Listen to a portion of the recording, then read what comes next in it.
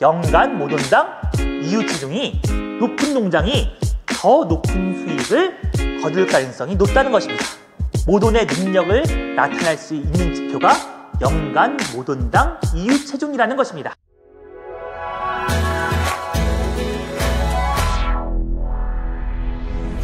안녕하세요. 팜스코TV 정영철입니다.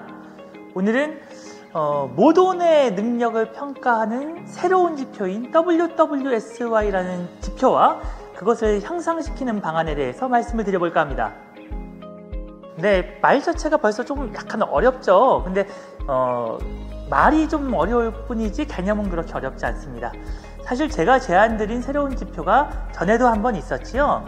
CSY라는 지표로 전체적인 농장의 성적을 이야기할 때 출하 주수를 상징하는 MSY 또는 전체 모돈당 출하 생체중을 이야기하는 WSY, 이런 것들보다는 우리가 돼지 고기를 만드는 것이고 지육 체중을 기준으로 정산을 해야 되는 것이기 때문에 MSY 생체중에다가 지육률까지도 높게 만드는 것을 고려한 연간 모돈당 지육 체중 Carcass Meat Production per Sow per Year CSY라는 지표를 관리해야 된다고 말씀을 드린 적이 있었습니다. 이것은 출하 때까지의 농장의 성적을 관리하는 지표이고요.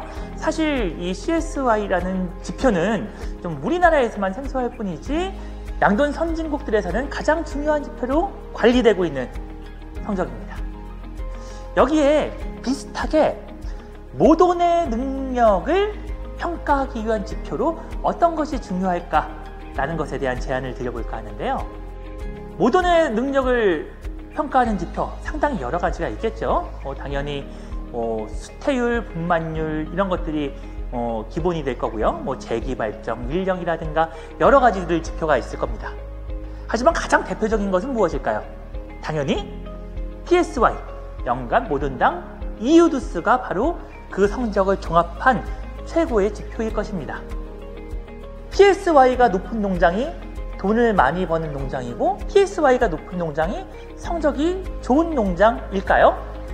물론 그렇긴 합니다만, 특히나 평균 이유 후 육성률이 85% 수준에 불과한, 이유한 다음에 너무나 많은 돼지가 폐사하고 있는 한돈 산업의 현실에서는 PSY만이 모돈을 대표하는 성적이다 라고 이야기하기에 조금 아쉬운 면이 있습니다. 그렇다고 MSY로 모돈을 평가하자니 이유한 다음에 너무나 많은 변수들이 있어서 모돈을 평가하기 위한 성적이라고 보긴 좀 어려운 면이 있겠죠. 이런 것에 대해서 아주 극명한 차이가 나는 예를 하나 들어보겠습니다. 둘 다 좋은 성적인데요. PSY 30도인데 평균 이유 체중이 6kg인 농장이 있다고 가정을 해보겠습니다. 물론 좋은 성적이죠. 아주 좋은 성적입니다만, 평균 이유 체중이 6kg이라는 얘기는 5kg도 안 돼서 이유하는 돼지들, 때로는 4kg도 안 돼서 이유하는 돼지들이 상당히 있다는 이야기가 되겠습니다. 물론 이렇게 낮은 체중으로 이유한 돼지들을 앱상 사료를 먹인다던가 1호 사료를 더 길게 먹인다던가 특별한 관리들을 더 해주면서 잘 키우는 사례도 있습니다만, 5kg도 안 되는 돼지들이 이유해서 환경에 잘 적응하지 못하게 되면 우리나라 평균 이유 후 육성률인 85% 수준의 육성률을 보일 수 있을 것이다 라고도 가정할 수 있겠습니다. 이렇게 하면은 결국 MSY는 25.5도 수준에 불과하게 됩니다. 그런데 만약에 PSY는 28도 수준인데 평균 이유 체중이 7kg인 농장이 있다면 어떨까요? 평균 이유 체중이 7kg 정도 된다면 대부분의 돼지들이 이유 체중 6kg은 넘어갈 거고요. 아무리 작아도 5kg 이상으로 이유하고 있을 겁니다. 그래서 이후 육성률 95% 이상을 만들어냈다고 가정한다면 그러면 MSY는 오히려 후자의 농장이 26.5도 수준으로 오히려 MSY가 더 높은 수준을 관리할 수 있게 됩니다.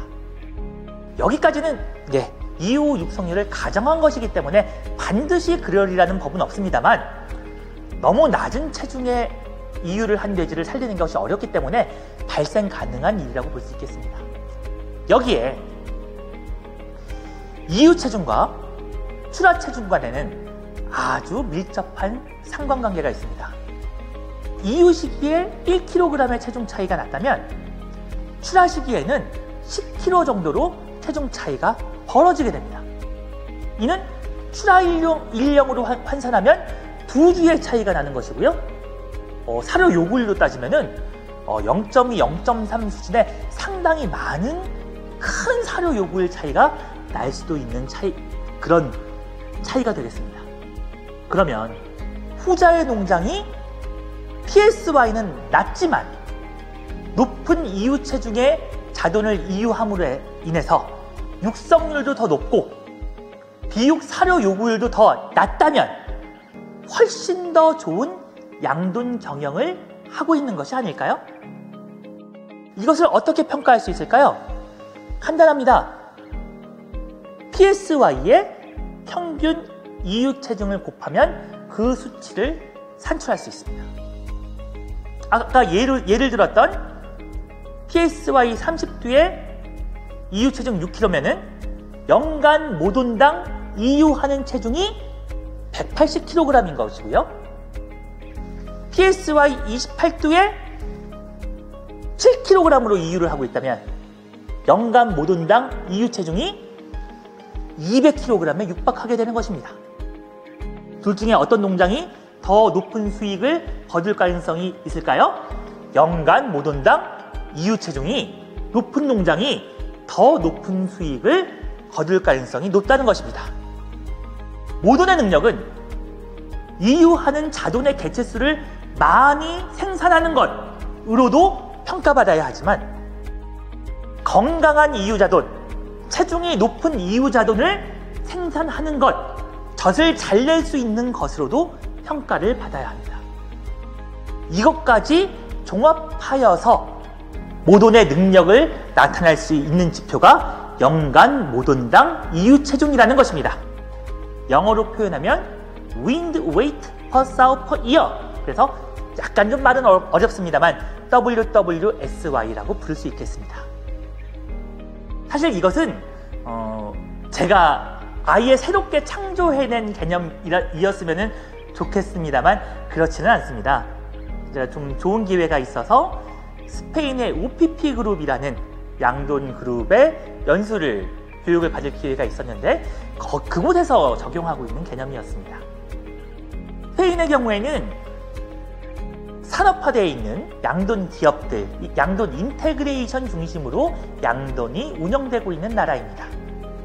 그래서 상당수의 많은 농장들이 모돈 번식 농장에서 이유자돈을 생산하는 농장, 자돈 농장, 비육 농장 이렇게 3사이트로 운영이 되고 있습니다.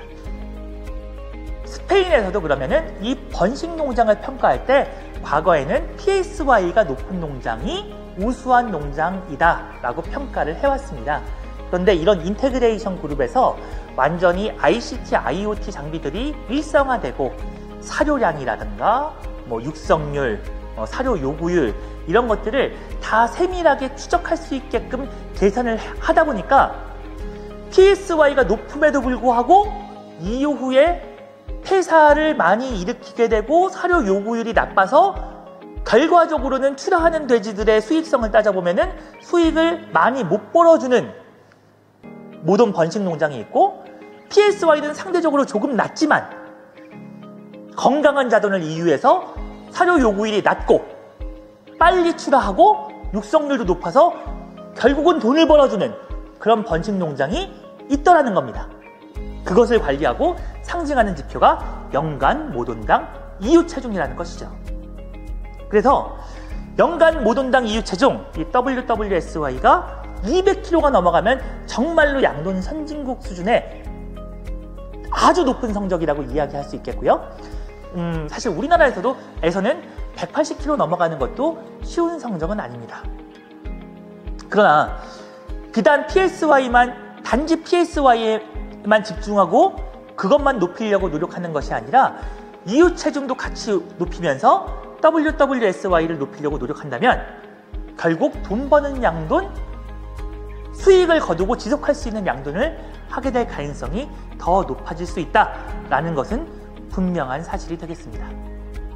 지금까지 WWSY, 연간 모돈당 이유 체중이 무엇이고 왜 중요한지에 대해서 말씀드렸는데요. 다음 시간에는 그러면 이것을 어떻게 하면 올릴 수 있는지 그 방법에 대해서 말씀드려 보도록 하겠습니다.